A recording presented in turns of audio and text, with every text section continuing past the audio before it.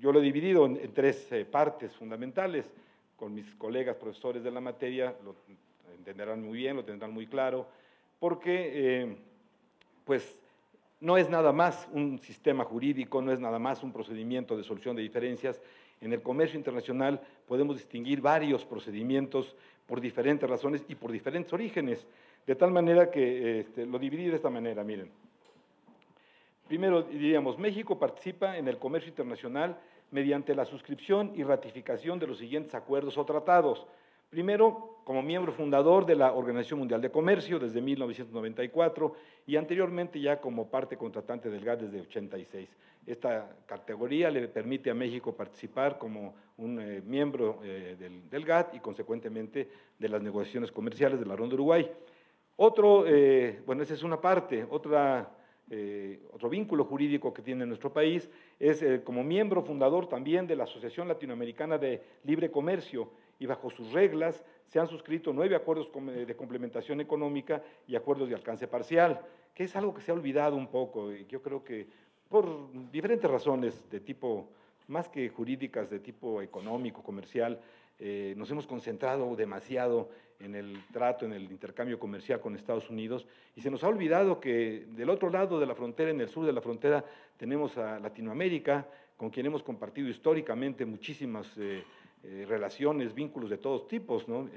Bueno, uno de ellos justamente es la suscripción del Tratado de Montevideo, que crea una organización regional que conocemos como Asociación Latinoamericana de Integración, que tiene la pretensión, cada vez más lejana lamentablemente, la pretensión de integrar al subcontinente sudamericano, centroamericano y sudamericano. México geográficamente pertenece a América del Norte, pero históricamente nuestra relación más cercana ha sido con nuestros hermanos latinoamericanos, sin duda, ¿no? Centroamericanos y sudamericanos. Sin embargo, de 94 a la fecha en que entra en vigor el Tratado de Libre Comercio, pues volteamos un poco a la espalda a Latinoamérica y nos concentramos, diría yo que demasiado, en la relación con Estados Unidos, olvidándose un poco esa relación, pero jurídicamente está vigente y tiene acuerdos, maneja acuerdos, tiene relaciones y desde luego también hay conflictos que de alguna manera deben resolverse. Bueno, los sistemas jurídicos que regulan el comercio internacional en los que México participa son cuando menos tres, distinguimos tres sistemas diferentes. Desde luego el sistema multilateral de comercio, administrado por la Organización Mundial de Comercio, mediante el órgano de solución de diferencias. Esto es algo muy importante, vamos a referirnos con el mayor detalle posible a este tema de cómo funciona este órgano de solución de diferencias, que me parece es uno de los grandes resultados de la Ronda Uruguay. Luego, los mecanismos de solución de diferencias incorporados en los tratados de libre comercio. Ya decíamos hace un momento, todos los tratados, en algún apartado de sus reglas, tienen algunas disposiciones a través de las cuales se van a ventilar los eventuales conflictos que de ahí se puedan derivar de esa relación comercial bilateral, trilateral o regional. Normalmente son regionales, porque hablamos de tratados de libre comercio, pero recuerden que estos tratados que tienen su base jurídica obviamente en el GATT, en el artículo 24, párrafo 5, deberían de ser no tratados de libre comercio, sino, si queremos ser rigurosos con la regla, deberían ser acuerdos para el establecimiento o creación de zonas de libre comercio o uniones aduaneras, que es como lo establece el artículo 24 del GATT. Y bueno, en el tercer, tenemos las reglas multilaterales, las reglas regionales y las reglas nacionales, dentro de las que podemos dar una revisión muy rápida a nuestra ley de comercio exterior y algunas leyes que se incorporan o que son supletorias. Y las controversias derivadas de la participación de México en el comercio internacional se pueden clasificar de acuerdo con el siguiente criterio. Es un criterio que propongo como una forma didáctica de abordar el problema, ¿no? Primero, controversias que se suscitan exclusivamente entre estados. Estado versus Estado. Esto lo vamos a encontrar, insisto, en todos los tratados, tanto en los acuerdos multilaterales, en las reglas de la OMC, como en los acuerdos regionales, porque son suscritos por estados y los conflictos que se derivan, son conflictos que se van a ventilar entre estados. En ellos no participan los particulares no pueden, por ejemplo, acudir a la Organización Mundial de Comercio en busca de resolver un conflicto que tengan por sus mercancías. Son los estados exclusivamente los que litigan y los que van a los procedimientos de solución de diferencias. Continuamos con el órgano de solución de diferencias. Conforme al entendimiento y a las medidas específicas sobre solución de diferencias contenidas en los acuerdos abarcados, el órgano de solución de diferencias está facultado para establecer grupos especiales, adoptar los informes de los grupos especiales y del órgano de apelación, vigilar la aplicación de las resoluciones y recomendaciones y autorizar la suspensión de concesiones y otras obligaciones en el marco de los acuerdos abarcados. Aquí quisiera yo hacer una aclaración que no está en la pantalla. En el procedimiento multilateral, en el procedimiento ante la Organización Mundial de Comercio, ante el órgano de solución de diferencias, podemos dividirlo para su análisis en 3 etapas.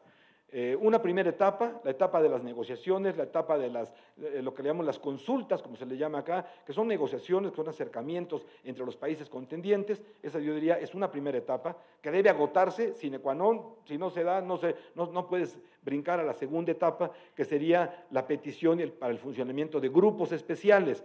Ya decíamos que el tribunal o el órgano de solución de diferencias se integra con 164 países, que son los miembros de la organización. Obviamente no podrían actuar los 164 países en conjunto. Entonces se apoyan a través de grupos especiales que además están integrados por expertos, por gente que conoce del tema, dependiendo de qué tratado, de qué acuerdo estemos hablando. Normalmente son 3 los integrantes de un grupo especial, pueden ser 5 si las partes así lo negocian. Entonces, bueno, el grupo especial son los responsables de conducir lo que llamaríamos en nuestro derecho nacional la instrucción del procedimiento, ¿no? Desde recibir lo que sería el equivalente a la demanda, la reclamación, la respuesta, la réplica, la dúplica, las audiencias, las entrevistas con las partes, ¿no? En fin, llevar todo el procedimiento, analizarlo, escuchar a los expertos si fuera necesario y finalmente hacer una recomendación que tendrá que presentar al órgano de solución de diferencias, que la va a asumir, que la va a aprobar. La aprueban por consenso, normalmente lo aprueban, o sea, no conocemos casos en donde se haya rechazado. Lo que puede pasar es que los países tienen también una tercera etapa, decíamos 3. Primero las consultas, después ya el grupo especial y la tercera instancia, que es la apelación. O sea, dentro del procedimiento que podríamos llamar jurisdiccional, la segunda instancia es la apelación. Hay un grupo de expertos, de juristas, son 7 juristas expertos de diferentes partes del mundo que integran lo que llamamos el grupo de apelación y que van a revisar, en caso de que alguno de los países, sobre todo el país perdedor o los 2 países en el conflicto, soliciten la apelación. Entonces van a revisar la parte jurídica exclusivamente. Para aclararlo, el grupo especial va a revisar los hechos planteados, la situación fáctica, cuál es la queja, a qué se refiere la queja de un país, la demanda, la reclamación, cuáles son los argumentos del país demandado, del país al que se le está haciendo la reclamación, qué dice el tratado correspondiente o los tratados que están vinculados a ese conflicto. Entonces van a hacer una recomendación, pero ese análisis no es de carácter jurídico, sino es analizar los hechos, analizar las cuestiones planteadas y hacer una recomendación para que se recupere el equilibrio. Acuérdense que todos los tratados, sobre todo en el ámbito comercial, pero yo diría que en cualquier tema, un tratado, un acuerdo internacional, lo que establece es el equilibrio en la relación entre las partes. Es un equilibrio, ¿no?, de cualquier tipo, en este caso comercial. Las partes llegan a un acuerdo, firman un tratado, firman un acuerdo de cualquier tema, y eso supone el equilibrio en la relación entre estas partes. Si alguna de las partes deja de cumplir con parte del tratado, deja de cumplir con algunas de sus obligaciones, rompe el equilibrio.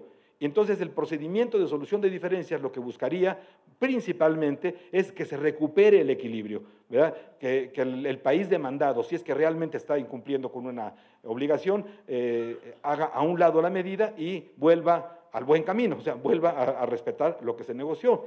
Los acuerdos abarcados por el entendimiento son los siguientes, son los acuerdos que administra la OMC. Ahí están los acuerdos abarcados, espero que los puedan leer, está más fácil leerlos en la pantalla que aquí, que no se ve.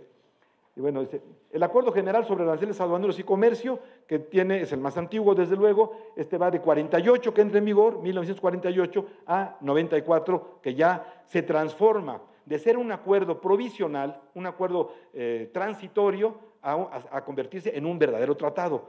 El GATT, el General Agreement, Tariff and Trade, como se le conoce, el GATT, fue un acuerdo transitorio mientras vemos cómo rescatamos la Carta de La Habana. Bueno, la Carta de La Habana nunca se rescató, pero ya se creó la Organización Mundial de Comercio. Por lo tanto, el GATT se transforma en un tratado, que no lo era un acuerdo provisional, un acuerdo temporal de transición. Ahora es un tratado. Y bueno, y tenemos el acuerdo de agricultura, medidas sanitarias, obstáculos técnicos, los acuerdos en materia de inversiones, el acuerdo antidumping, que es el más socorrido, ¿no? Y yo creo que todos, los que estamos en el tema lo conocemos, el de valoración aduanera, la inspección previa a la exportación, las normas de origen, los procedimientos para el trámite de licencias de importación, el acuerdo de salvaguardas, el acuerdo de servicios, y uno nuevo que se acaba de apenas hace unos cuantos días, que finalmente, por eso lo puse aparte, ¿no? Bueno, está el acuerdo sobre el de servicios y de derecho de propiedad intelectual, y este al final que dice acuerdo sobre facilitación del comercio. Apenas se aprobó, ya se salió a la luz, pues ya nació el 22 de febrero de 2017. Es el primer acuerdo multilateral, el primero que surge después de la ronda Uruguay. Todos los demás fueron negociados durante la ronda Uruguay. Este no, este apenas es de reciente creación. Bueno, el mandato es examinar a la luz de las disposiciones pertinentes del acuerdo abarcado, el que sea, que hayan invocado las partes en la diferencia, el asunto sometido al órgano de solución de diferencias, ahí se da el nombre de la parte, en el documento, y formular conclusiones que ayuden al órgano de solución de diferencias a hacer las recomendaciones o dictar las resoluciones previstas en dicho acuerdo. Quiere decir, quien adopta la recomendación elaborada por el grupo especial es el órgano de solución de diferencias. El órgano de solución de diferencias le pasa la recomendación y el órgano la adopta. Si no la adoptara, pues no quedaría como una recomendación. Insisto, puede haber una segunda instancia, que es la apelación. Si se da la apelación, entonces el órgano de solución de diferencias no adopta nada hasta que venga la apelación. Cuando el órgano de apelación ya ratifica, confirma la recomendación del grupo especial o la modifica, esa nueva recomendación, que es ya la última instancia, será la que el órgano de solución de diferencias pueda adoptar. Si la adopta el órgano de solución de diferencias, se convierte en un vínculo jurídico para el Estado demandado y necesariamente tiene que darle cumplimiento. Hay consecuencias al incumplimiento y las consecuencias vienen siendo, en instancias ya es muy raro que se den, pero se dan desde luego, pero es raro que se den, que pueden ser las compensaciones. Por ejemplo, un país puede decir, yo no puedo cambiar esta medida porque tengo que hacer un proceso legislativo para cambiarla y eso me va a llevar un año.